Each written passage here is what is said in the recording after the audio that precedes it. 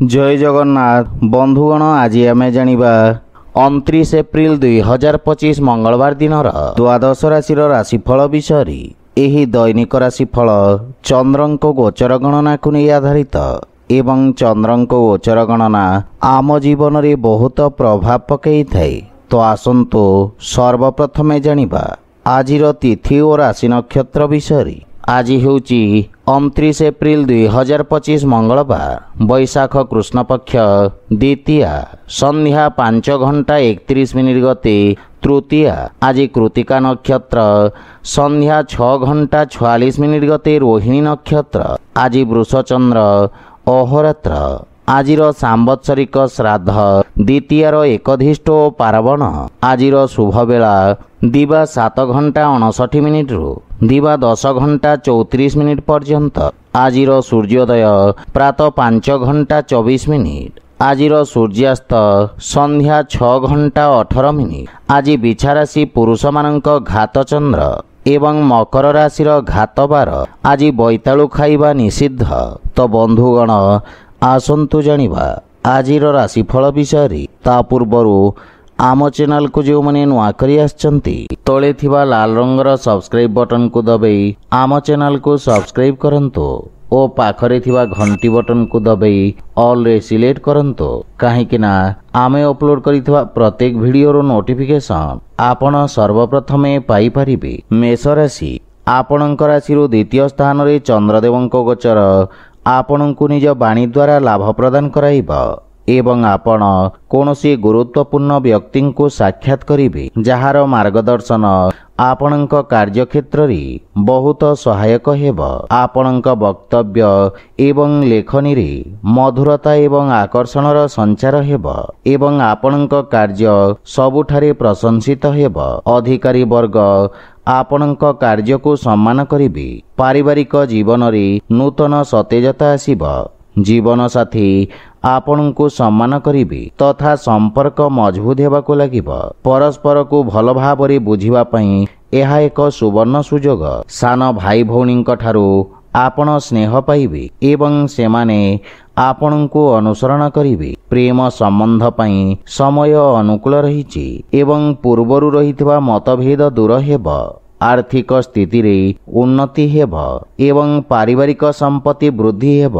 सुख सुविधा रे मध्य वृद्धि घटिब किंतु कार्य व्यस्तता हेतु किछि शारीरिक थकापन अनुभव करि पारंती। सेथि पई खाद्यपेयर विशेष जत्न नियंतु। स्वास्थ्य अवस्था उत्तम अनुकूल रहिब।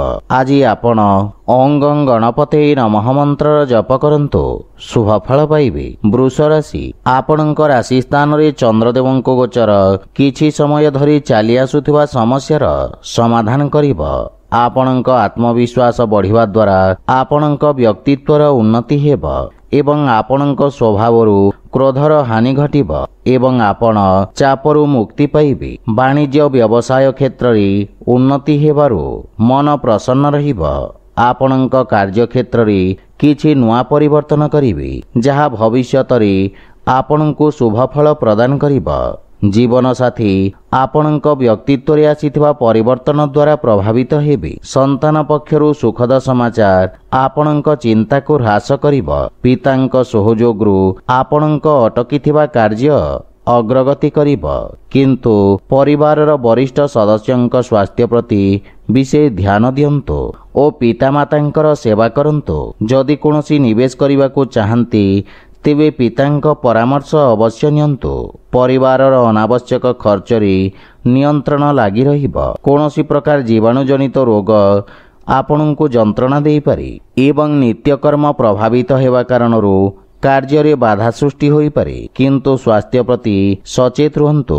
आज आपण जे कोनोसी मंदिर रे नाली रंगर ध्वजदान करंतु शुभ फल पाइबे। मिथुन राशि आपणक द्वादश भाव रे चंद्रदेवंको गोचर व्यवसाय रे किछि क्षति घटाई पारे एवं कार्य क्षेत्र रे किछि अप्रीतिकर परिस्थिति उत्पन्न होई पारे। एही समय आपणको निज लंबित कार्य समाप्त करिबाकू ଏକ ସୁଯୋଗ ପ୍ରଦାନ କରିବ।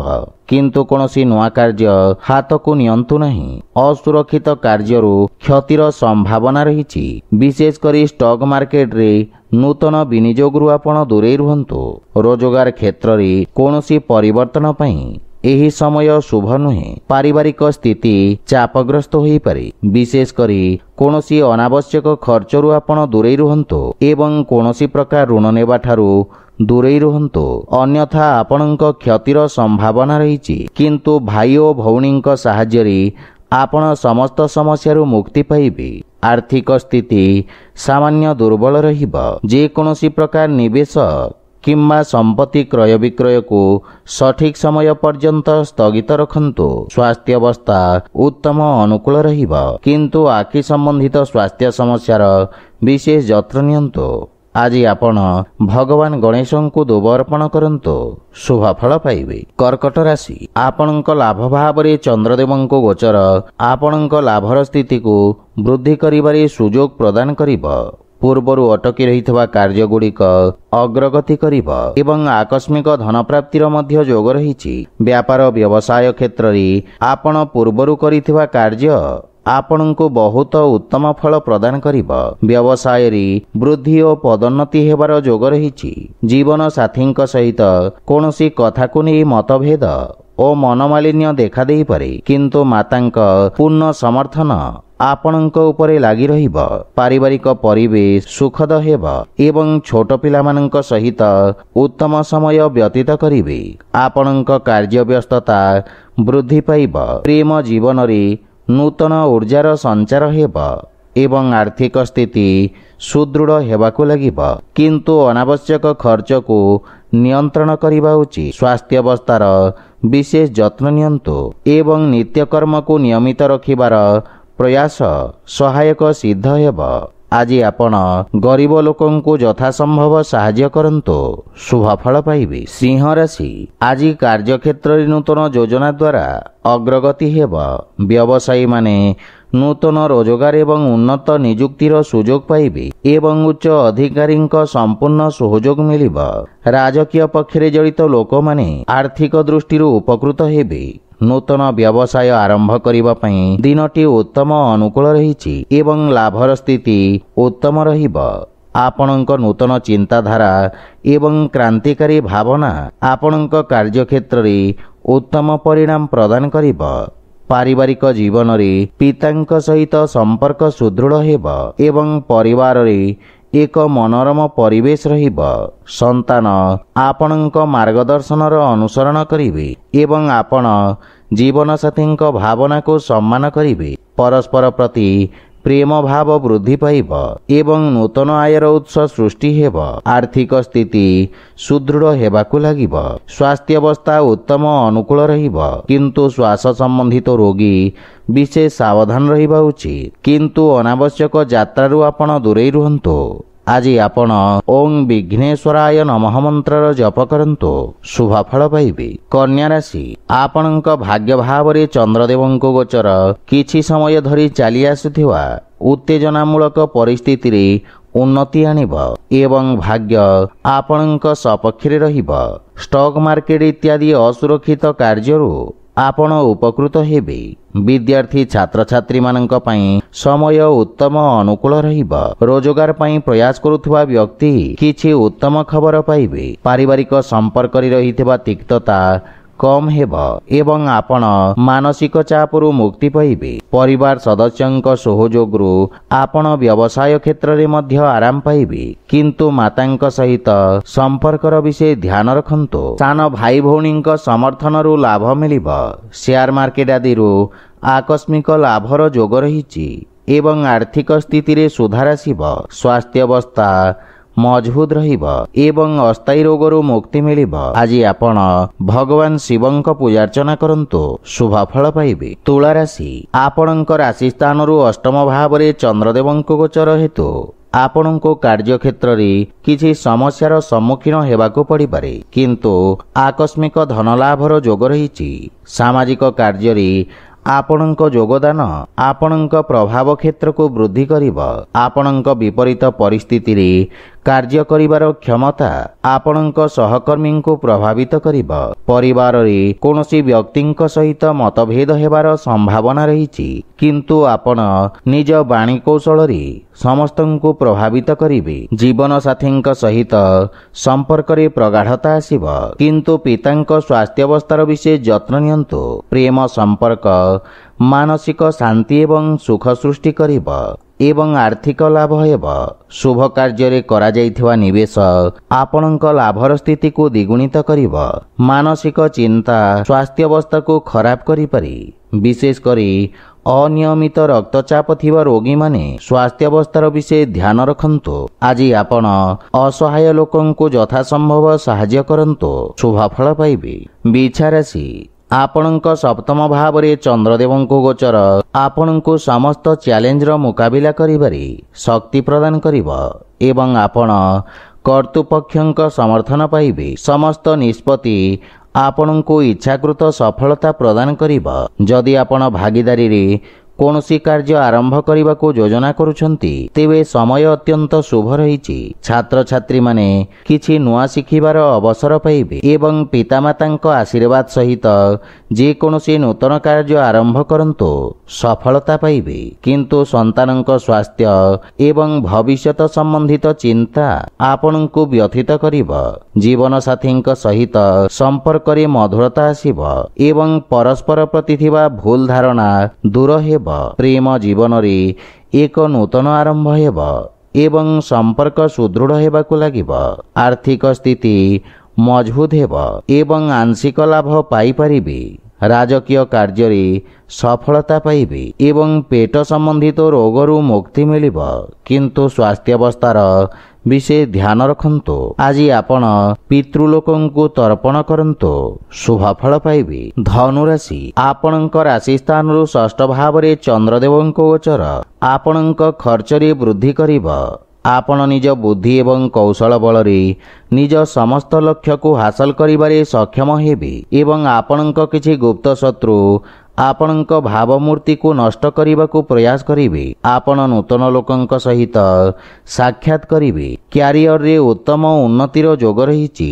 ନୂତନ କାର୍ଯ୍ୟ କରିବାକୁ ଚେଷ୍ଟା କରିବେ। କାର୍ଯ୍ୟକ୍ଷେତ୍ରରେ ସ୍ଥିତିରେ ସୁଧାର ଆସିବ ଏବଂ ସହକର୍ମୀଙ୍କ ପରାମର୍ଶରୁ ଆପଣ ଉପକୃତ ହେବେ। ମାତୃଳ ଘର ପକ୍ଷରୁ ପୂର୍ଣ୍ଣ ସହଯୋଗ ଓ ମାର୍ଗଦର୍ଶନ ପ୍ରାପ୍ତି ହେବ, କିନ୍ତୁ ପାରିବାରିକ କଳହରୁ ଆପଣ ଦୂରେଇ ରୁହନ୍ତୁ ତଥା ପରିବାର ସଦସ୍ୟଙ୍କ ସ୍ୱାସ୍ଥ୍ୟାବସ୍ଥାର ଯତ୍ନ ନିଅନ୍ତୁ। ପ୍ରେମ ଜୀବନରେ ବାଣୀର କଠୋରତା ହେତୁ ସମ୍ପର୍କରେ ଫାଟ ସୃଷ୍ଟି ହୋଇପାରେ। ସେଥିପାଇଁ ଅନାବଶ୍ୟକ ବାଦବିବାଦ ଓ ଯୁକ୍ତିତର୍କରୁ ଆପଣ ଦୂରେଇ ରୁହନ୍ତୁ। ଯଦି ଆପଣ ବ୍ୟବସାୟିକ ଋଣ ପାଇଁ ଚେଷ୍ଟା କରୁଛନ୍ତି, ତେବେ ଜଣେ ପରିଚିତ ବ୍ୟକ୍ତିଙ୍କ ସାହାଯ୍ୟ ପାଇବାର ସମ୍ଭାବନା ରହିଛି। ଗଣ୍ଠିପୀଡ଼ା ଯନ୍ତ୍ରଣା ଭୋଗୁଥିବା ରୋଗୀମାନେ ଉପକୃତ ହେବେ। ଆଜି ଆପଣ ବୃଦ୍ଧ ଲୋକଙ୍କୁ ସାହାଯ୍ୟ କରନ୍ତୁ, ଶୁଭଫଳ ପାଇବେ। ମକର ରାଶି, ଆପଣଙ୍କ ରାଶିରୁ ପଞ୍ଚମ ଭାବରେ ଚନ୍ଦ୍ରଦେବଙ୍କ ଗୋଚର ଆପଣଙ୍କ ସୃଜନଶୀଳ ଦକ୍ଷତା ବୃଦ୍ଧି କରିବ। କଳାକ୍ଷେତ୍ର ସହିତ ଜଡ଼ିତ ବ୍ୟକ୍ତି, ବିଶେଷ କରି ରଙ୍ଗମଞ୍ଚ ଏବଂ ଚଳଚ୍ଚିତ୍ର କ୍ଷେତ୍ରରେ ଜଡ଼ିତ ବ୍ୟକ୍ତି ନୂତନ ସୁଯୋଗ ପାଇବେ। ବ୍ୟବସାୟରେ ଅଂଶୀଦାରମାନଙ୍କ ଦ୍ୱାରା ଲାଭର ସ୍ଥିତି ବୃଦ୍ଧି ପାଇବ। ଛାତ୍ରଛାତ୍ରୀମାନଙ୍କ ପାଇଁ ସମୟ ଅତ୍ୟନ୍ତ ଶୁଭ ରହିଛି। ଆପଣ ନିଜର ସମସ୍ତ ଲକ୍ଷ୍ୟ ପୂରଣ କରି ପିତାମାତା ଏବଂ ଗୁରୁଜନଙ୍କୁ ଗୌରବାନ୍ୱିତ କରିବେ। ପାରିବାରିକ ପରିବେଶରେ ଶାନ୍ତି ସୌହାର୍ଦ୍ଦ୍ୟ ଲାଗି ରହିବ। ଯଦି ମାତାଙ୍କ ସହିତ କୌଣସି ବାଦବିବାଦ ଥାଏ, ତାହା ଦୂର ହେବାକୁ ଲାଗିବ। ସନ୍ତାନ ପକ୍ଷର ଉନ୍ନତିରୁ ଆପଣ ବିଶେଷ ଆନନ୍ଦ ପ୍ରାପ୍ତ କରିବେ ଏବଂ ସନ୍ତାନ ଆପଣଙ୍କ ଆଜ୍ଞାର ଅନୁପାଳନ କରିବେ। ଭାଇମାନଙ୍କ ସାହାଯ୍ୟରେ ଆପଣଙ୍କ ସମସ୍ତ କାର୍ଯ୍ୟ ସଫଳ ହେବ। ଆର୍ଥିକ ସ୍ଥିତି ମଧ୍ୟମ ରହିବ। ଆଶାତୀତ ଲାଭ ପାଇବା ପାଇଁ ବ୍ୟବସାୟରେ ଅଧିକ ପ୍ରୟାସ କରିବାର ଆବଶ୍ୟକତା ରହିଛି। ସ୍ୱାସ୍ଥ୍ୟାବସ୍ଥାରେ ଉନ୍ନତି ହେବ, କିନ୍ତୁ ଅତ୍ୟଧିକ ଧାଁ ଦୌଡ଼ା ଓ କାର୍ଯ୍ୟବ୍ୟସ୍ତତା କାରଣରୁ ଆପଣ ଥକାପଣ ଅନୁଭବ କରିବେ। ଆଜି ଆପଣ ବଜରଙ୍ଗ ବାଣ ପାଠ କରନ୍ତୁ, ଶୁଭଫଳ ପାଇବେ। କୁମ୍ଭ ରାଶି, ଏହି ସମୟ ଆପଣଙ୍କ ପାଇଁ କିଛି ମାନସିକ ଅଶାନ୍ତି ପ୍ରଦାନ କରିବ। ଆପଣ ବ୍ୟବସାୟ ଏବଂ ବ୍ୟବସାୟର ଭବିଷ୍ୟତ ବିଷୟରେ ଚିନ୍ତିତ ରହିବେ। ବ୍ୟବସାୟରେ କିଛି ଆର୍ଥିକ କ୍ଷତି ହେବାର ସମ୍ଭାବନା ରହିଛି। ମାନସିକ ଚାପ ଆପଣଙ୍କ ବକ୍ତବ୍ୟରେ कठिनता सृष्टि करिपारे जहाँ आपणक वृत्तिगत क्षेत्र पई क्षतिकारक होई पारे। सहकर्मी मानक सहित निज व्यवहारर विषय ध्यान रखंतु, अन्यथा आपणक भावमूर्ति क्षतिग्रस्त होई पारे। मातांक सहित किछि वाद विवादर संभावना रहिछि। आपणक वक्तव्य एवं क्रोध को नियंत्रण रखंतु। शांत मन सहित समस्यार समाधान करिवार प्रयास करंतु। पितांक मार्गदर्शन एवं समर्थन आपणक उपरे लागि रहिब। जीवन साथींक सहित संपर्क रे प्रगाढ़ता आसिब एवं प्रेम जीवन रे मधुरतार भाव रहिब। किंतु आपण अन्य मानक अनुग्रह बुझिबाकू चेष्टा करिबा उचित। जदि आपण व्यवसाय पई ब्यांकरू ऋण पाइबाकू चाहुछंती तेबे समय अनुकूल रहिछि एवं विशेष लाभ प्राप्ति हेब। मानसिक चाप आपणक निष्पत्ति नेबा क्षमता को प्रभावित करिब, किंतु जानवाहन चलाइबा समय रे विशेष सतर्कतार आवश्यकता रहिछि। आज आपण हनुमान चालीसा पाठ करंतु, शुभ फल पाइबे। मीन राशि आपणक तृतीय भाव रे चंद्रदेवंको गोचर आपणक कार्यक्षेत्र रे सकारात्मक परिवर्तन को नहीं आपणको खुशी प्रदान करिब। आपणक राजनैतिक वर्चस्व रे वृद्धि हेब एवं आपण हातरे थिबा समस्त कार्य को दक्षतार सहित संपूर्ण करिबे। व्यवसायी वर्गंक पई एही समय नूतन योजना क्रियान्वित करिबा पई उत्तम समय। आपण निज कार्यक्षेत्र को सफलतार सहित विस्तार करिबे एवं परिवारर सुख एवं समृद्धता पई खर्च करिबे। जीवन साथी पूर्ण समर्थन प्राप्ति हेब। विदेशरू किछि भल खबर पाई प्रसन्नता अनुभव करिबे। बड़ भाई मानकर विशेष समर्थन आपणक अग्रगतिर कारण हेब। पितांक स्वास्थ्यावस्थार विशेष ध्यान नियंतु एवं आर्थिक प्रगति हेब, किंतु पारिवारिक खर्च रे वृद्धि मानसिक चाप सृष्टि करि पारे। स्वास्थ्यावस्था रे उन्नति हेब, किंतु सतर्कता बजाय रखंतु। प्राणायाम एवं दैनिक व्यायाम रो आवश्यकता रहिछि। आज आपण श्री राधाकृष्ण को आराधना करंतु, शुभ फल पाइबे। तो बंधुगण, यह थिला आजिर राशिफल विषय रे। जदि भिडियोटी आपण मानको भल लागि थाए लाइक शेयर और कमेंट करी जणांतु एवं आम चैनल को सब्सक्राइब करंतु। जय जगन्नाथ।